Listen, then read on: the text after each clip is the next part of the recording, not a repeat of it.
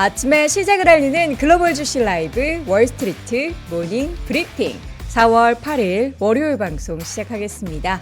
여러분 안녕하세요. 저는 여도훈입니다. 주말에 시장의 금요일도 좋았고 또 벚꽃놀이 열심히 봄을 만끽하는 분들도 참 많았고 뭔가 오늘은 정말 제대로 좋은 아침입니다 라고 인사를 할 수 있어서 다행입니다. 지난주에는 시장이 좀 들락날락 그러니까 올랐다 내렸다 하고 변동성이 꽤 있었던 한 주라서 과연 이번 주는 어떨지. 근데 이번 주도 보니까요. 물가지표 발표도 예정돼 있고 뭐 그렇게 만만치만은 않은 그런 시장일 것 같다라는 생각이 듭니다. 자, 오늘도 월스트리트 모닝 브리핑 새벽부터 일찍 함께 해주시는 여러분들을 위해서 양질의 컨텐츠 제공을 해드리도록 하겠습니다. 저희 역할이 그거죠. 월가의 뉴스레터는 오늘도 역시나 YMG 박종원 팀장과 함께 하고요. 오늘 글로벌 인터뷰는 멀리 또 미국 뉴저지에서 현재 활동을 하고 있는 유튜버 유사남님과 함께 또 오늘은 이번 주에 발표되는 물가지표 내용을 또 집중적으로 이야기를 나눠보겠습니다. 자, 월가의 뉴스레터 열심히 스트레치, 그러니까 이제 정보 전달을 위해서 몸을 지금 이완시키고 있는 YMG 박종훈 팀장 함께합니다.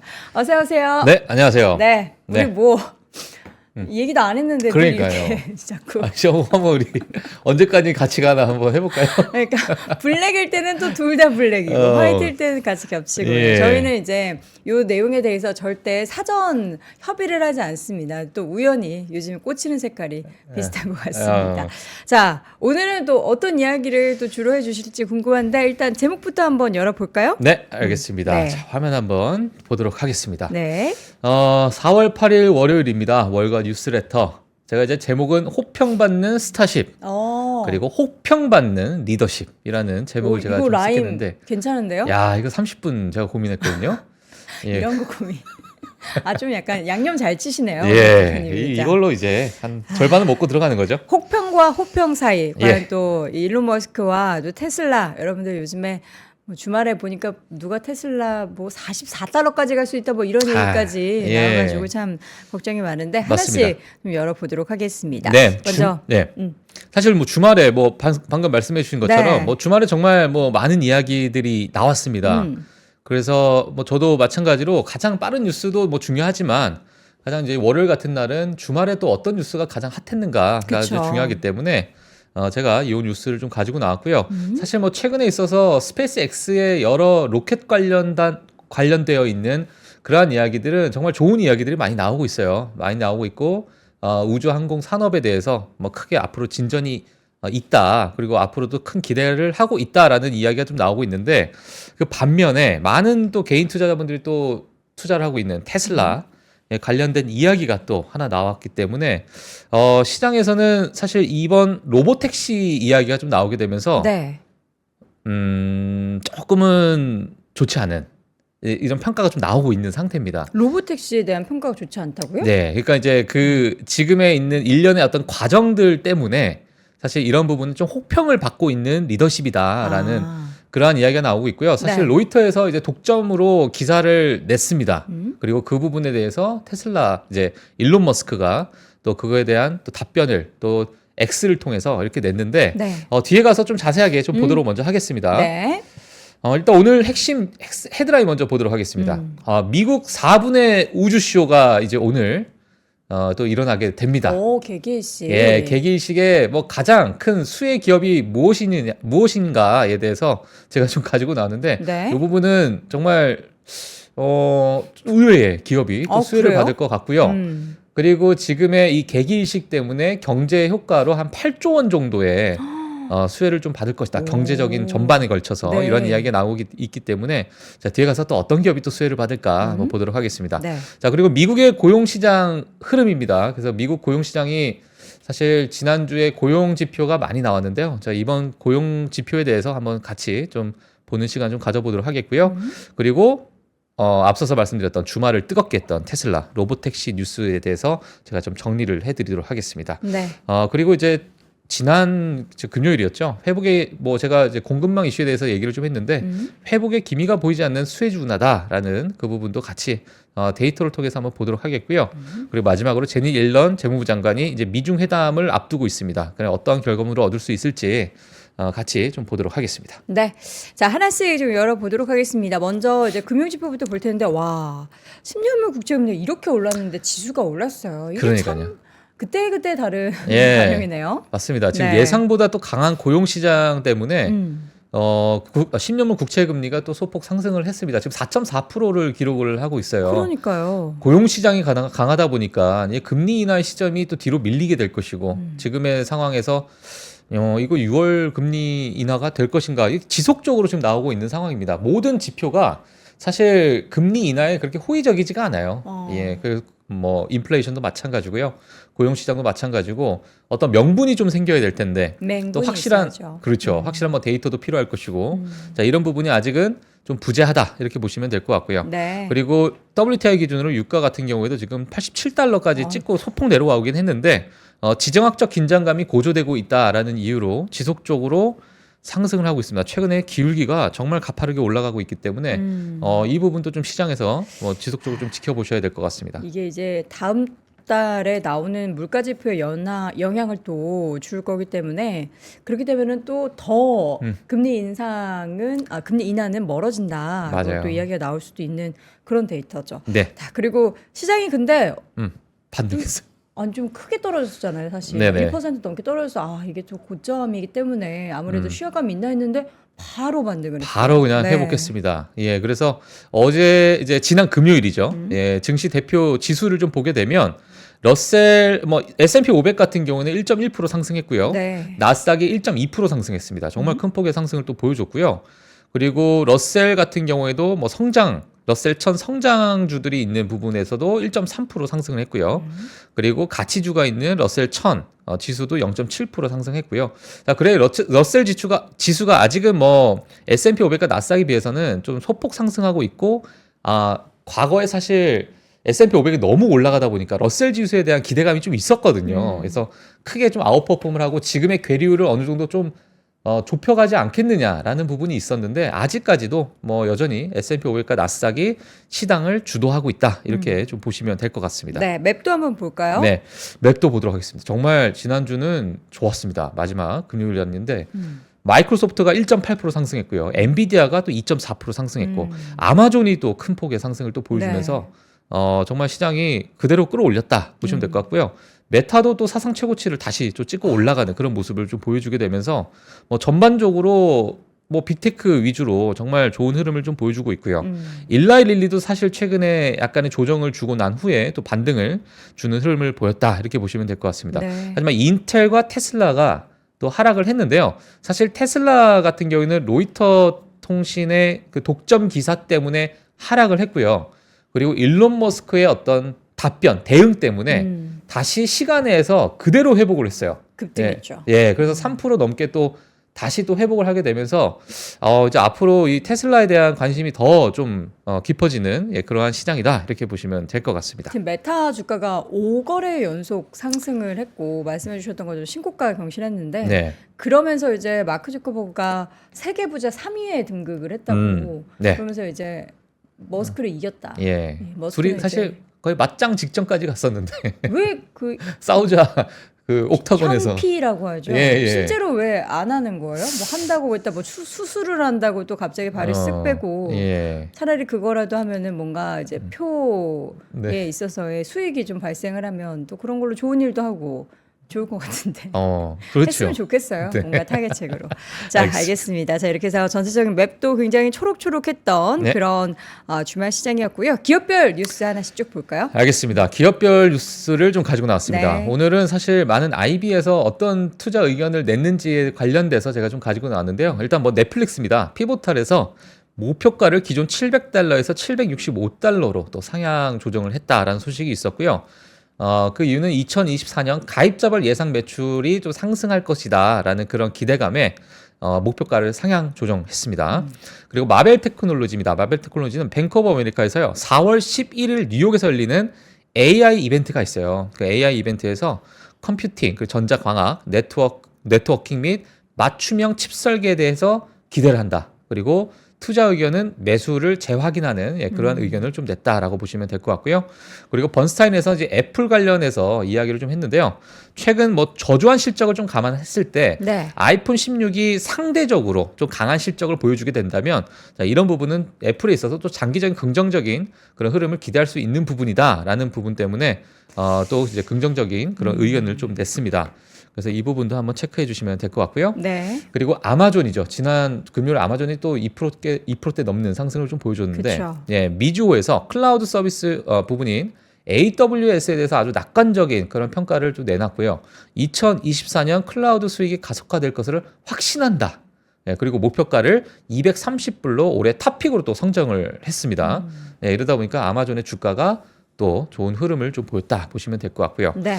그리고 최근에 또 인프라 관련된 기업들 많은 분들께서 또 관심이 있으실 것 같아요. 그래서 이튼 코퍼레이션 아마 많이 아실 거라고 보여주고요. 티커가 이제 ETN으로 아마 개인 투자자분들께서도 많이 아실 거라고 생각드는데 네. RBC에서 투자 의견 상향 조정을 좀 했습니다.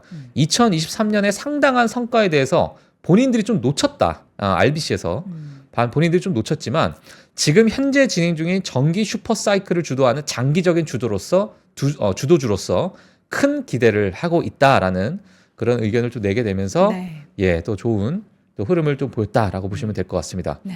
그리고 일라이릴리입니다. 일라이릴리인데요. JP모건에서 4월 30일 실적을 긍정적으로 좀 예상한다라는 이야기가 좀 나오고 있고요. 그리고 마운자로 젯바운드에 대한 매출 증가와 그리고 인크레틴이라는 뭐 최근에 또 새롭게 나온 그런 약물인데요. 이런 부분에 대한 긍정적인 데이터가 나옴에 따라서 주가가 추가적으로 좀 상승할 것으로 기대한다라는 이야기까지 좀 나오게 되면서 어제 뭐 지난 금요일 날 또 2% 넘는 상승을 또 보여줬었죠. 네. 예, 그래서 좋은 흐름이 이어졌었습니다. 네. 그래서 그리고 이제 다음 뉴스로 보게 되면 펩시입니다. 제프리스에서 목표가를 199불에서 209불로 상향 조정했습니다. 잠재적인 경기 둔화가 분명히 있는 상황인데 그러한 관점을 봤을 때 이 펩시가 아직 충분히 이러한 밸류에이션을 반영받지 않았다. 그러다 보니까 추가 상승 이런 잠재력이 좀 있다. 이렇게 평가를 좀 했거든요. 그 경기 둔화에 대한 관점을 고려하면은 사실 어떻게 보면은 저런 제품들을 많이 사 먹지 않을 수도 있다라는 거지만 예. 잠재력은 충분히 있다라는 거잖아요. 그렇죠. 그래서 이해 상충되는 부분은 있긴 하지만 어쨌든 목표 주가를 올렸다라는 건 긍정적이네요. 예, 맞습니다. 그래서 펩시 주가도 뭐 괜찮은 흐름을 네. 좀 같이 보였다라고 보시면 될 것 같습니다.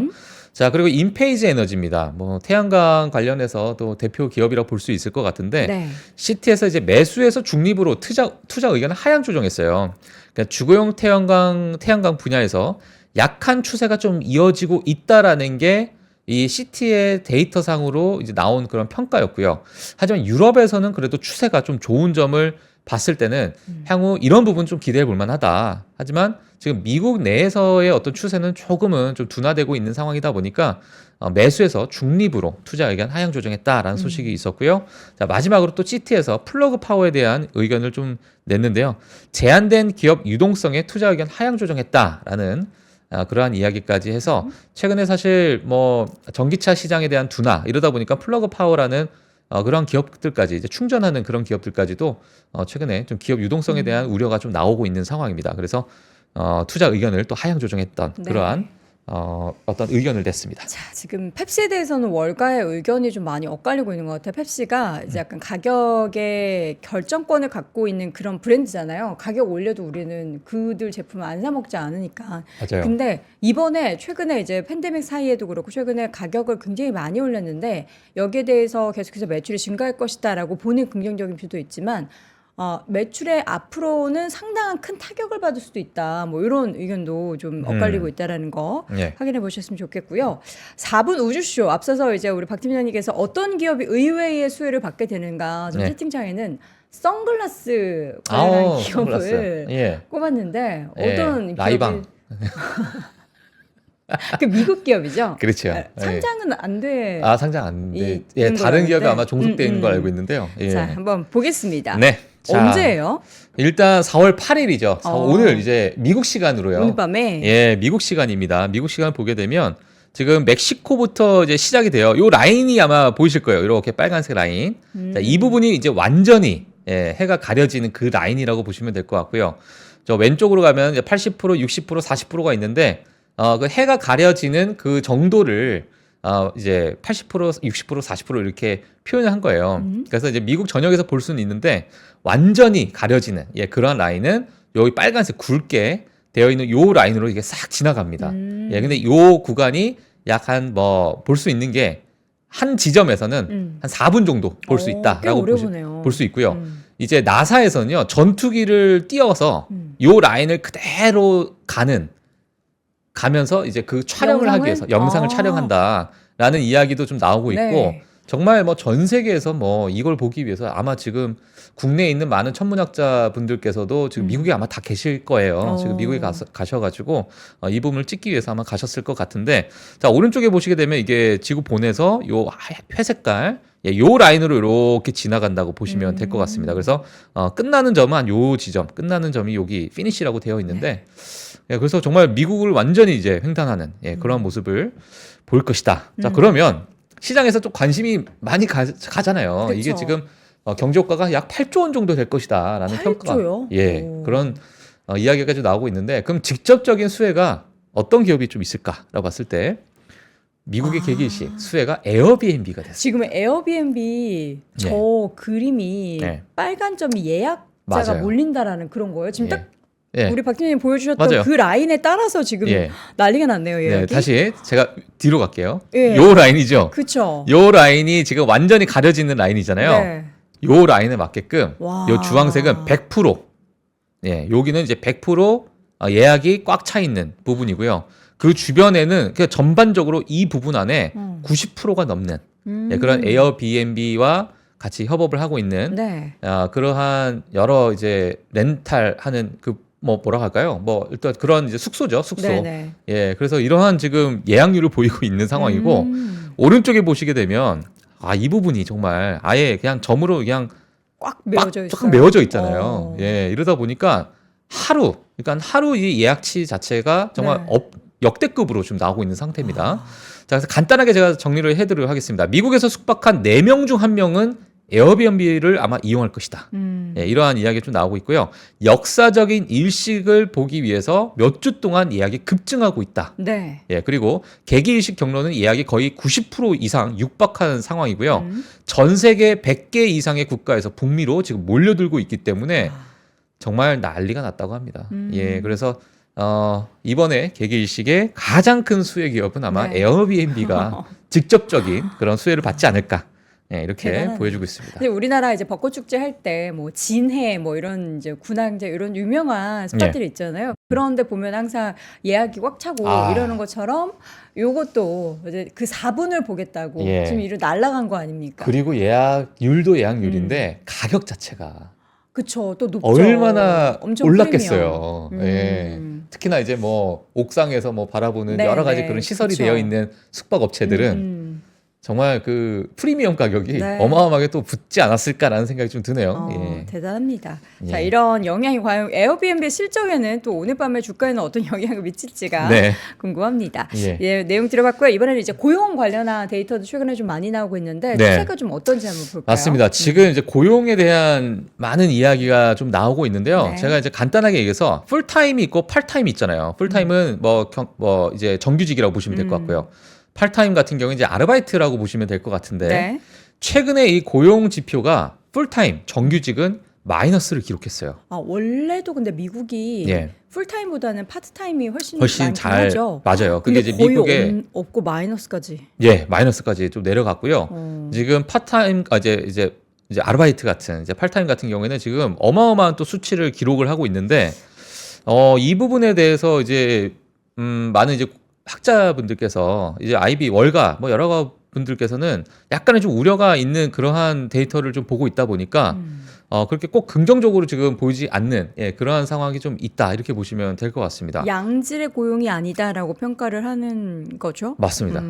그래서 물론 팔타임이라는 요 자체, 그러니까 아르바이트가 활성화되어 있는 건 미국 어떤 문화적인 특성이 좀 있기도 하고요. 엔잡러드. 맞아요. 그래서 이제 이 부분도 사실 코로나 때 많이 그 어떤 고용에 대한 변화가 좀 생겼어요. 환경적인 변화가 많이 생겼었는데 지금 최근에 들어가지고는 너무나도 급변하게 예, 완전히 이제 다른 모습을 양상을 보이다 보니까 이 부분에 대한 이야기들이 좀 나오고 있는 상태입니다. 네. 자, 그래서 정규직 고용 증가율은 마이너스로 진입을 했다라는 그러한 데이터가 나오고 있는데 과거에 이러한 정규직 고용 증가율이 마이너스로 진입을 하는 그런 구간에서는 여차없이 경기 침체가 있었거든요. 예, 이러다 보니까 과거에 마이너스로 됐던 부분과 경기 침체의 어떤 그 일련의 과정을 좀 보게 되면 정말 뭐 여지없이 지속적인 그런 경기 침체를 보였는데 지금의 이 정규직 고용 증가율 자체가 또 마이너스로 딱 진입을 하는 그런 초입 구간이다 보니까 과거의 이러한 경기 침체와도 또 우리가 연관을 좀 지어야 되지 않겠느냐라는 것이 또 월가에 또 우려하고 계시는 분들의 의견이고요. 또 이 부분은 일시적인 것이다. 다시 과거처럼 뭐 잠깐 왔다가 또 올라갈 수 있는 부분이 있기 때문에 네. 이런 부분은 우리가 좀 추가적으로 우리가 시계를 두고 좀 봐야 된다라는 의견을 좀 나오고 있는 상태입니다. 미국의 약간 고용 형태의 변화 이런 것들을 좀 우리가 이야기 들어봤으면 좋겠어요. 그러니까 과거에는 네. 우리도 그렇잖아요. 우리 지금 우리나라도 예전에는 무조건 정규직만 선호하고 있는데 뭐 계약직이나 이렇게 예. 저처럼 프리랜서를 한다거나 박사님도 그렇고 그런 직업군들이 많이 늘어나서 이런 데이터들이 좀 왜곡적으로 나올 수도 있다라는 그런 문화적 변화가 있다면 네. 우리가 별로 걱정할 게 아닌데 네. 만약에 그게 아니다. 미국은 이제 정규직 문화가 계속해서 그래도 더 많다라는 게 대세라면 이 데이터는 또 경기 침체에 대해서 우리가 우려를 조금이나마 할 수 있다라고 저는 맞습니다. 이해가 좀 되네요. 사실 근데 저도 이제 뭐 방송을 많이 하면서 네. 이 고용 지표에 대해서 뭐 예를 들면 경기 침체를 우려한다. 뭐 이렇게 뭐 고용 증가율이 마이너스를 진입했다. 이러한 이야기들과 미국 현지와는 또 다른 이야기예요. 그러니까 이게 지표는 또 지표고 네. 실생활에서 느끼고 있는 부분은 더 심할 수도 있거든요. 예, 그러다 보니까 지금 현지 미국에 계신 분들은 아마 뭐 약간의 조금 괴리감을 느끼는 그러한 이제 지표일 수도 있고요. 야, 마이너스로 진입한 지 한참 오래됐다. 이렇게 또 표현하시는 분들도 있을 수 있기 때문에 그 부분은 이제 저희가 시장에서 조금은 더 현지의 말을 좀 들어봐야 되지 그쵸. 않을까라는 생각도 들기도 하고. 네네. 예, 뭐 하지만 뭐 하나의 확실한 부분은 이제 파트타임 부분 자체가 급격하게 급상승하고 있다라는 부분인데요. 지금 이 화면을 한번 보시게 되면 미국 총 직원 수 중 경제적 필요에 따른 파트타임 직원 수는 사상 최저치다라는 이야기가 있습니다. 자, 이게 무슨 얘기냐면 내가 지금 경제적으로 많이 쪼달리기 때문에 쪼달린다 표현이 좀 그럴 수 좀 있는데 어렵기 때문에 예, 좀 경제적으로 좀 어려울 수 있어서 네. 이러한 부분 때문에 파트타임의 그 파트타임으로 전환하는 그 자체가 아닌 그 경제적 필요에 따른 그 파트타임 직원 수 자체는 오히려 사상 최저치다. 그러니까 지금의 일하고 있는 부분은 어느 정도 그 경제적인 이유를 넘어서서 약간 개인적인 사유로 그냥 내가 파트타임을 하는 거다라는 그런 수치가 좀 많다는 거예요. 일을 하고 싶어서 파트타임을 한다? 예. 뭐 이렇게 말하는데 저처럼. 그러니까 뭐 여러 가지로 일중도. 예, 약간의 이유가 좀 다르다는 얘기죠. 일단 이런 부분은 사실 60년대 후반과 90년대 후반에 비슷한 흐름이 좀 있었습니다. 예, 근데 비슷한 흐름이 좀 있었는데 네. 과거에 지금 90년대 후반 쪽으로 보시게 되면 훅 떨어지는 그런 모습이 좀 있잖아요. 자, 그리고 60년대도 마찬가지로 훅 떨어지는 모습이 있었는데 이 두 번에 걸쳐 가지고 보게 됐을 경우에는 둘 다 경제 호황기였다라는 얘기예요. 오. 네, 그러니까 지금의 미국 경제 자체가 물론 정규직 고용 자체는 또 경기 침체를 이야기를 하고 있지만은 네. 이 경제적 필요에 따른 파트타임 직원 수가 사상 최저치를 찍고 있다라는 이러한 데이터는 또 우리가 뭐 과거와 비교했을 때는 또 경제 호황기였다. 또 이러한 이야기가 좀 나오고 있기 때문에 지금 월가에서도 이 고용 지표에 대한 여러 가지 해석이 지금 나오고 그러게요. 있는 상태입니다. 예. 어렵네요. 어려워. 어렵습니다. 예, 네. 그래서 이 부분은 지금 일시적으로 뭐 보자라는 그런 의견도 있기 때문에 향후 또 고용 지표가 또 다음 달, 네. 이번 달 또 마찬가지죠. 예, 지속적으로 나오다 보니까 또 어떻게 또 흘러갈지 또 이제 월가에서는 어떤 의견을 내고 있는지 네. 제가 업데이트를 해드리도록 하겠습니다. 알겠습니다. 자, 다음 데이터 이어서 좀 보도록 하겠습니다. 인플레이션과 농산물 가격 또 이제 영향을 많이 받을 텐데 예. 우리가 이제 농산물 가격은 좀 등락이 있기 때문에 예. 요거 이제 코에서는 빼잖아요. 맞아요. 그러면 최근에 농산물 가격이 뭐 안정화를 되찾고 있는지 예. 아니면 저번에 보니까 계란값도 올라간다고 하는데 어떻습니까? 네, 지금 최근에 들어서 농산물 가격 자체가 좀 상승을 급격하게 하고 있습니다. 아이고. 예, 상승을 좀 급격하게 빨간색이 농산물인가요? 맞아요. 예, 오. 빨간색이 농산물인데 네. 제가 이제 이 부분을 가지고 나온 이유가 뭐냐면 과거에 이제 상승 패턴을 봤을 때 농산물 가격이 먼저 튀어오르고 그리고 그 다음에 인플레이션 지표가 같이 따라가는 추세가 있었던 거예요. 그래서 과거에 이제 인플레이션이 급격하게 하는 그 전에 보시게 되면 농산물 가격이 먼저 이렇게 올라가게 되는 그런 상황이 바로 인플레이션 지표에 당연히 이제 고스란히 들어갈 수 있기 때문에 이러한 어떤 선행 지표로서의 역할을 좀 했는데요. 최근에 이제 이 농산물 가격이 또 다시 튀어오르는 모습이 좀 보여지다 보니까 네. 인플레이션 지표가 또 올라가는 것이 아니겠느냐라는 그러한 이제 의견이 좀 나오고 있는 상태에 또 원유 가격이 또 올라가고 있잖아요. 네. 자, 이런 부분 그리고 공급망 이슈가 또 뒤에 가서 제가 다시 또 한번 언급을 해드리겠지만은 공급망 이슈가 최근에 다시 좀 불거지고 있다 보니까 이게 인플레이션을 끌어내릴 수 있을 만한 요인 자체가 지금 많이 보이지 않고 있다라는 얘기죠. 그리고 이제 미국 현지에서 이제 부동산 특히나 이제 뉴욕 같은 부분에서 제가 이거는 뉴욕에 계신 분한테 제가 좀 들었는데 지금 집이 만약에 나오게 되면 한 이틀 3일 만에 그냥 누가 채간다고 합니다. 오, 그래요? 예, 매물 자체가. 그러니까 매물도 안 나올 뿐더러 왜냐하면 지금 고금리 상태다 보니까 매물이 안 나오고 있는 상태일 뿐더러 만약에 매물이 나오게 되면 정말 2, 3일 내에 그냥 그 매물이 싹 없어진대요. 예, 바로바로 그냥 매매가 이루어지는 그런 상황이 좀 벌어지고 있다 보니까 집값 자체도 마찬가지로 인플레이션에 좀 큰 악영향을 좀 미치고 있는 상태다. 네, 이렇게 좀 보시면 될 것 같고요. 이건 뭐 저는 이제 제가 이제 전해 들은 얘기거든요. 네. 이거 전해 들은 얘기인데 지난 주말에 주말에 전해 들은 얘기인데 본인이 이제 집을 살려고 막 이제 부동산 시장을 찾았대요. 뭐 뉴욕, 뉴저지 네. 이 근방에. 그래서 매물이 있으면 그냥 한 하루 이틀 만에 없어진다는 거예요. 그래서 이거를 이제 같이 막 이제 추적을 해가지고 누가 도대체 이 매물을 이렇게 빨아들이냐. 그러니까 중국에서 부동산을 그냥 쓸어간다고. 우리나라도 그랬고 홍콩도 또 중국이 부동산 가격 올리는 데 또 네. 역할을 했던 것처럼 중국인들은 정말 돈이 많군요. 예, 그래서 뭐 이 지인도 본인도 지속적으로 매물이 자기도 이제 준비하는 과정이 필요하니까 네네. 보고 있었던 매물 자체가 계속 없어지니까 그러니까 보는 순간 또 없어진 다른 거예요. 중국인들이 와가지고 예, 또 산다. 그대로 그냥 또 뭐 이런 의견들이 있었습니다. 뭐 네. 물론 다른 지역은 뭐 제가 잘 모르겠으나 예, 이런 이야기들이 제가 좀 전해 듣게 되면서 네네. 지금 여러 가지로 인플레이션에 관련돼서 많은 지표들이 참 이게 꺾이기가 좀 힘들 것 같다라는 그런 월가에 많은 이제 지표가 좀 나오고 있다 이렇게 보시면 될 것 같습니다. 중국은 공급망도 가끔씩 계속 영향을 크게 미치고요. 예. 이런 실제적인 집값 가격, 그러니까 인플레이션 촉발하는 그 요인들에 있어서 중국이 미치는 영향이 되게 크네요. 그렇죠. 그럼 중국 경기가 무너지길 바랄 수도 없고. 자, 뭐 예. 어쨌든 뭐 이번에 인플레이션 옐런 장관이 가셔서 네. 뭐 단판을 짓고 오셔야죠, 사실. 뭔 얘기를 했을지 또 예. 궁금한데. 알겠습니다. 알겠습니다. 자, 이어서는 이제 테슬라인데 예. 로이터의 단독 기사가 있었는데 여기에 대해서 이제 일론 머스크가 엄청 반발을 했어요. 맞습니다. 이게 정말 몇 시간 단위로 이제 정말 지속적으로 시장에서 업데이트가 되면서 시장에서 너무나도 큰 관심을 받게 됐습니다. 화면 한번 띄워주시면 로이터 독점 기사예요.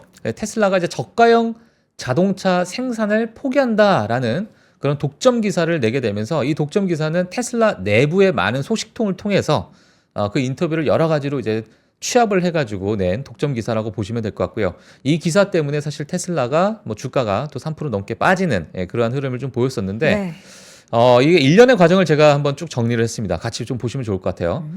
일론 머스크의 마스터 플랜이 무너지나 그리고 그 과정이 어떻게 됐나라는 것을 제가 이제 시간대별로 조금 역사적인 어떤 흐름에 맞춰서 가지고 나왔는데 2006년 당시에요. 고급 모델을 통한 수익금으로 저가 가정용 자동차에 자금을 조달하겠다. 이러한 이야기를 처음에 이야기했습니다. 근데 2006년 당시는 어찌 보면 테슬라가 그렇게 각광받지 못한 그러한 시기이기 때문에 이러한 부분에 있어서 이 발언은 사실은 그렇게 그 당시에는 크게 어떤 관심을 받지 못했어요. 근데 시간이 좀 지나고 나서 이 발언이 좀 관심을 받게 되고 기대감이 더 높아지는 그러한 상황이었는데 2016년 10월로 좀 가게 되면 테슬라가 레벨 5 이제 로보택시를 지원하면서 소프트웨어 다운로드를 기다리고 있다라고 처음 발표를 했었습니다. 네. 그리고 2019년 4월 달에 나왔던 발표를 보게 되면 대규모 로보택시 행사를 개최를 했고요. 2020년까지 로보택시 100만 대를 운영하겠다는 약속이 그때 당시에 또 있었습니다. 이미. 예. 그리고 최근 1월 달까지 2025년 하반기에 텍사스 공장에서 저가형 모델 생산 시작 계획을 밝혔다. 이때 당시 저가형 모델과 로보택시의 여러 가지 결합에 관련돼서 이야기가 나왔고 이 저가형 모델 자체가 로보택시로 승인을 받기 위한 예, 그러한 모델 생산으로 많이들 이게 보고 있었던 상황이었거든요. 근데 오늘, 그러니까 지난, 예, 이제 로이터 통신에 보게 되면 25,000불 모델 2 차량 개발 중단 기사가 나온 후에 일론 머스크가 로이터가 또 거짓말을 하고 있다라고 트윗을 바로 냅니다, 그냥. 하지만 테슬라의 어떤 공식적인 논평은 거부했어요. 예, 근데 이제 일론 머스크가 개인적으로 X에다가 지금 로이터가 또 거짓말을 하고 있다라는 그런 트윗을 했고요. 약 한 5시간 뒤에 테슬라가 갑작스러운 로봇택시를 8월 8일 발표하겠다라는 예정을 합니다. 뭔가 물타기식의 그런 예. 또 생각을 할 수 있죠. 예, 그러다 보니까 이제 제가 좀 내부 소식통에 대해서 어떤 이야기들이 있었는지도 한번 좀 보도록 하겠습니다. 내부 소식통이 우리 테슬라 쪽에 있으십니까? 로이터 통신의 네, 내부 네, 소식통 제가 있었으면은 네, 박종훈 속보 이렇게 아마 네. 나왔을 건데. 알겠습니다. 예. 알려주시죠. 네. 일론 머스크는 사실 로봇택시에 전념하라고 지시를 했대요. 과거 이제 몇 개월 동안에. 네. 그리고 저가형 자동차 프로젝트 코드명이요. 내부적으로는 MV91, 외부적으로는 H422라는 이 코드명을 쓰면서 네. 이제 회사 내부적으로 이제 그 메시지를 전달할 때 이런 코드명을 썼었는데 3월 1일자 메시지에서 보셨을 때 3월 1일자 메시지에서는요. 공급 업체는 H422와 MV91과 관련된 모든 추가 활동을 중단하라고 지시를 했습니다. 그러니까 이제 내부적으로 이 저가형 자동차에 대한 모든 추가 활동을 중단하라. 그러니까 생산에 대해서 중단해라. 이러한 이야기를 좀 했다라고 나올 수 있을 것 같고요. 그리고 엔지니어들에게는 지금까지 노력에 감사하고 전 과정에 있었던 모든 프로젝트를 문서화해달라고 주문을 했대요. 왜냐하면 이걸 우리가 문서화해서 놔둬야 되니까 앞으로 우리가 다시 또 사업을 재개하게 되면 이런 부분을 가지고 또 추가적으로 사업을 진행할 수 있기 때문에 지금에 있는 과정을 문서해달라고 주문을 했다. 그렇다는 얘기는 지금에 있던 프로젝트는 중단하겠다라는 얘기죠. 그리고 저가형 모델 생산 취소는 중국과의 치열한 가격 경쟁으로 인해 흔들리면서 발생했다라는 부분이 내부 소식통의 이야기였고요. 그리고 일론 머스크가 저가형 모델 대신에 사이버 트럭에 집중하는 동안에 중국은 전기차 전체 시장의 점유율을 빼앗아갔다라는 게 지금 엔지니어들 또는 테슬라의 내부에 있는 많은 분들의 의견이다. 네, 이 부분이 지금 로이터로 넘어가게 되면서 로이터 통신이 또 독점 기사로 이렇게 냈다라고 보시면 될 것 같습니다. 네. 하지만 일론 머스크가 이 부분을 딱 보자마자 또 로이터가 또 거짓말한다라는 부분을 먼저 X에서 트윗을 했어요. 근데 이 부분을 보게 되면 지금 뭐 12시 35분 거의 뭐 새벽 시간입니다. 그죠? 그리고 이 2024년 봤을 때 이제 볼 때 여기 보시게 되면 이 연도가 없죠. 예. 8월 8일이라고 되는데 연도가 없는 거예요. 그래서 이 부분에 대해서 2024년이 맞는가에 대한 것도 시장에서는 좀 의심을 하고 있다라고 보시면 될 것 같은데 지금 시장에서 가장 좀 의심을 하고 있는 부분이 레벨 5라는 부분입니다. 네. 레벨 5라는 부분에 의구심을 품고 있는 상황인데 지금 테슬라에서 사실 레벨 3, 레벨 4에 대한 부분도 명확하게 나온 데이터가 없다 보니까 지금 8월 8일 날 만약에 레벨 5에 로봇택시가 만약에 나오게 된다면 이게 지금 이 일련의 과정을 규제 당국에서 어떤 테스트를 거쳐가지고 승인을 낼 것이며 네. 네, 정말 8월 8일 날 이게 현실적으로 가능할까라는 부분이 지금 많은 투자자분들 또 월가에 있는 많은 이제 평가하시는 뭐 분들께서 분석가 분들께서 약간 의구심을 품고 있는 상황이죠. 근데 이제 레벨 5 같은 경우는 여기도 제가 나와서 이제 옆에다 그냥 바로 해석을 했는데 이 단계에서는 모든 상황에서 운전이 가능하다. 그러니까 비가 오든 눈이 오든 모든 상황에서 운전이 가능한 네. 그런 레벨 5의 단계인데 이 부분이 정말 괜찮을까라는 부분이 좀 있습니다. 자, 하지만 뭐 이러한 또 데이터를 또 내놨어요. 이거 뭐냐면 FSD가 이제 10억 마일의 운행을 이제 완료했다. 네. 예, 이제 지속적으로 이 부분을 이제 많은 이제 빅데이터로 해서 자율주행에 쓸 수 있는 그런 AI 데이터로 쓸 수 있을 것 같은데 이런 부분이 이제 10억 마일을 돌파했다라는 부분까지 일론 머스크가 우리 AI 팀에게 너무 축하한다라는 트윗까지 또 4월 6일자로 또 이렇게 또 나오게 되면서 뭐 많은 시장에서 많은 우려가 좀 나오고 있는 상태입니다. 자, 그래서 이 부분을 이제 봤을 때 간단하게 좀 보도록 하겠습니다. 2019년 4월 로봇택시에 대한 발표가 있었습니다. 1년 이내에 100만 대의 로봇택시 운행할 것이다 라는 얘기가 있었는데 2024년 4월 현재 레벨 4 또는 레벨 3도 아직 확인이 안 되어 있는 상태고요. 현재 레벨 2까지는 우리가 확인을 할 수 있는 상태인데 테스트 결과가 정말 규제 당국에 보고하고 승인받는 과정 이 또한 또 오래 걸릴 것으로 많이 보고 있는 상황이고요. 만약에 8월 8일 이전에 발표가 된다면 운행될 도시는 많은 이제 분석가들이 이제 이제 예상하는 그런 부분인데요. 만약에 운행될 도시는 실리콘밸리의 일부 지역과 그리고 테슬라 본사가 있는 또 오스틴 정도의 도시가 될 것이다. 그러니까 익숙한 동네, 이런 빅데이터를 지속적으로 모아왔던 그러한 동네에서만 일시적으로 아마 되지 않겠느냐, 이렇게 나오고 있는 상태고요. 하지만 여전히 안전에 대한 엄격한 테스트 과정이 있을 것이기 때문에 이 부분이 8월 8일까지 가능할까라는 그런 의구심이 있는 상황이고, 2024년이라는 걸 또 얘기 안 했기 때문에 8월 8일이 2025년이 될지 2030년이 될지는 모르겠지만 이 부분도 또 지속적으로 좀 저희가 지켜봐야 되지 않을까. 근데 지금 이야기하는 게 완전한 상용화가 되는 그 상황으로 보여주겠다라는 게 아니라 우리 예전에 사이버 트럭 보여줬던 것처럼 네네. 이겁니다 하고 모델을 보여주는 거죠. 맞아요. 예, 네. 이런 게 곧 나올 건데 예. 이런 스펙이다라는 거 정도를 보여준다라는 것 같고, 예. 8월 8일이라는 숫자가 저는 이제 요새 일론 머스크가 중국 가서 굉장히 또 열심히 열의를 하잖아요. 중국인들이 또 좋아하는 숫자 중에 8이라는 숫자가 예. 굉장히 의미가 있어서 저 이거를 또 중국에 가서 하지 않을까라는 그런 생각도 좀 그래요? 듭니다. 예, 8월 8일 뭐 오후 8시라든지 뭐 예. 이렇게 해가지고 중국에서 하지 않을까. 예. 제가 그 부분은 전혀 생각을 못했습니다. 어쨌든 이게 시장에서는 이제 로보택시가 드디어 이제 나온다. 그러니까 상용화가 아니고 그냥 공개가 된다 정도로만 생각을 해야 될 것 같고, 어떠한 지금 제일 중요한 저가형 모델에 대해서는 일단은 일론 머스크가 부인을 했기 때문에 이게 진짜인지 아닌지는 또 가봐야 알겠죠. 네. 예. 근데 제가 이제 과거에 사실 그 역사적인 어떤 이야기를 잠깐 여기다 네. 제가 써드렸잖아요. 네, 네. 근데 이 역사적인 이야기를 쓰면서 이 많은 분석가들이, 그러니까 과거에도 이렇게 하겠다 저렇게 하겠다 로보택시에 대한 발표를 지속적으로 해왔다는 거예요. 네. 근데 이제 지금 2024년까지도 이게 안 되다 보니까 지금의 이러한 일련의 과정, 그러니까 로이터가 독점 기사를 냈고 저 로이터가 거짓말한다.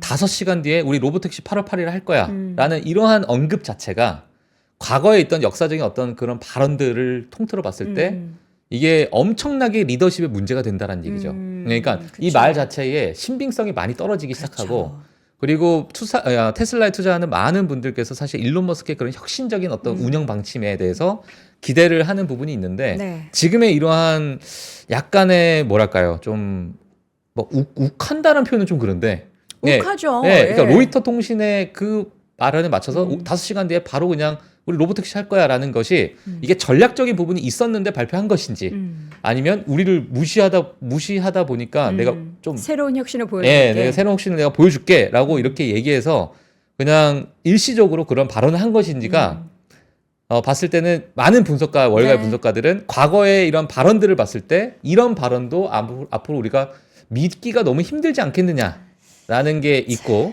레벨 5라는 그 과정을 봤을 때 이게 현실 가능할까라는 부분도 지속적으로 좀 나오고 있는 상황이죠. 네. 그러다 보니까 이게 리더십에 큰 문제가 지금 생기는 것이 아닌가라는 것이 지금 많은 투자자분들 또는 월가의 의견들이 그렇죠. 외신을 통해서 지금 막 나오고 있습니다. 예, 그래서 예전에 항상 이제 우리 이남희 교수님께서 테슬라의 뭐 5대 리스크 이렇게 하면 이제 1번으로 항상 오너 그 리스크. 일론 머스크의 예. 이 CEO 리스크를 항상 빼놓지 않고 넣었는데, 이번에도 이제 가만히 차라리 있었으면 어땠을까라는 네. 생각이 드는데, 근데 또 그런 것도 있는 것 같아요. 그 혁신적인 뭔가를 하는 사업가들은 이게 말하는 대로 이루어지지 않으면 사기꾼이 되고 말하는 대로 되면은 이제 사업가, 사장님 소리를 듣는 거거든요. 예, 일론 종이 한 머스크의 장 차이죠. 마음도 지금 전 약간은 이해가 돼서 예. 사업하는 입장으로서 이해가 조금 되긴 합니다. 그래서 오늘 사실 제가 네. 제목을 4분의 우주쇼 어. 그리고 4개월의 테슬라 쇼, 제가 로보택시 쇼 이렇게 쓰려고 하다가 목숨이 한 3개 정도 예, 되세요? 그래서 이거는 제가 조금 좀 네. 위험하다 싶어서 안 썼습니다. 알겠습니다. 뭐 하나만 짧게 더 네, 할까요? 하나만 좀 보도록 하겠습니다. 지난 금요일에 제가 사실 이 뉴스를 아마 보여드렸던 것 같아요. 네. 많은 공급망 문제가 발생할 것이다. 그리고 델라웨어 교수, 대학 교수님께서 또 뭐 교랑 재건설에 여러 시간이 뭐 될 것이고, 파나마 운하에 대해서도 이야기를 제가 드렸었잖아요. 네. 그래서 뭐 볼티모어 다리 위치도 제가 뭐 지난 금요일 날 좀 알려드렸는데, 새로운 이제 데이터가 하나 나왔어요. 뭐예요? 이게 이제 지속되는 공급망 우려다라는 그 데이터가 나와서 제가 지금 가지고 나왔는데, 자, 홍해 후티 반경 공격 이후에 급감한 수에즈 운하의 트래픽입니다. 이 하얀색이요. 과거에 2023년 1월 때부터 그래도 꾸준하게 유지가 됐던 부분이 후티 반군의 공격 이후로 홍해 관련된 이슈 때문에 이게 확 급감을 하고 있는데 이 부분이 전혀 지금 회복이 되지 않고 있다라는 부분이죠. 이 부분이 회복되지 않다는 얘기는 수에즈 운하를 이용했었던 많은 선박들이 지금 희망봉을 거쳐서 우회를 하고 있다라는 얘기거든요. 예, 그러다 보니까 이 부분에 대해서 지속적인 공급망, 그냥 어떤 시간적인 부분이 지속적으로 늘어나는 그런 상황 때문에 네. 결국에는 또 인플레이션을 야기시킬 수도 있는 그런 부분이고요. 수에즈 운하뿐만 아니라 파나마 운하 그리고 뭐 볼티모 앞서서 제가 보여드린 것처럼 볼티모 같은 그런 부분까지도 보시게 되면 사실 지난 금요일도 제가 요 사진을 좀 가지고 나왔는데 이 제가 빨간색으로 화살표를 찍은 부분이 지금 최근에 이슈가 되고 있는 가장 좀 크게 이슈가 되고 있는 부분인데요. 이 보라색이 부분이 가장 중요한 부분입니다. 사실 많은 이제 유통 물량에 있어서 가장 중요한 부분인데 이 가장 중요한 부분에 지속적인 문제 또는 지정학적 악재가 좀 끼어 있다 보니까 또 최근에 이스라엘과 이란에 관련된 그러한 지정학적 악재 긴장도 고조되고 있는 상황이고요. 이런 부분은 또 앞서서 제가 말씀드린 것처럼 상품가, 그러니까 농산물 가격이 올라가다 보니까 인플레이션 자극시킬 수 있고 유가가 올라가서 인플레이션 자극시킬 수 있지만 이 부분 또한 또 인플레이션 충분히 자극시키고도 남을 수 있는 그러한 부분이기 때문에 향후 이제 어떤 매크로적인 부분을 좀 보시는 투자자분들이 있다면 이 부분도 같이 좀 지켜보시는 게 어떨까 해서 이렇게 마무리하도록 하겠습니다. 알겠습니다. 오늘 테슬라 이야기가 굉장히 뜨거웠는데 우리 또 네. 시청자분들 중에서는 테슬라의 주주분들이 많으시기 때문에 여러분들도 여러 가지 이제 뉴스를 보실 테니까 그 내용들을 같이 좀 공유해 가시면서 예. 토론을 한번 해보시는 것도 좋은 방법이 아닐까라는 생각이 듭니다. 자, 이렇게 해서 오늘도 월가의 뉴스레터는 YMG 박종훈 팀장과 함께했습니다. 팀장님 고맙습니다. 네, 고맙습니다. 장 시작 전부터 종료까지 쏟아지는 수많은 뉴스와 정보들. 이 중에서 어떤 것이 투자에 정말 도움이 되는 정보일까요? 3프로의 증시 셔터맨 박근영 마스터가 직접 정보를 선별하고 투자의 힌트를 드립니다. 시간도 아끼고 투자 아이디어도 얻는 시간, 박근영 부장의 마켓 힌트와 함께 하세요. 자세한 사항은 3프로 TV 앱과 홈페이지를 확인하세요.